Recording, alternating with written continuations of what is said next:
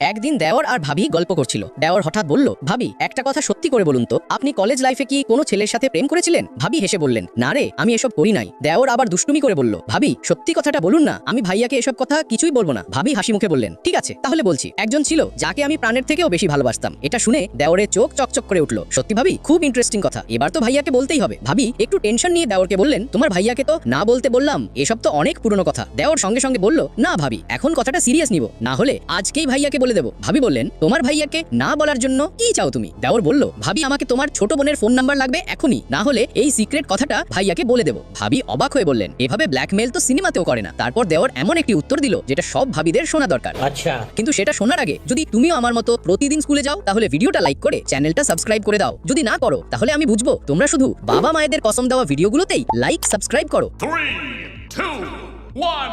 তারপর দেওর বলল, ভাবি সিনেমাতে তো দেওর ভাবিকে বাঁচায়, এখানে তো উল্টো দেওর ভাবিকে ব্ল্যাকমেল করছে।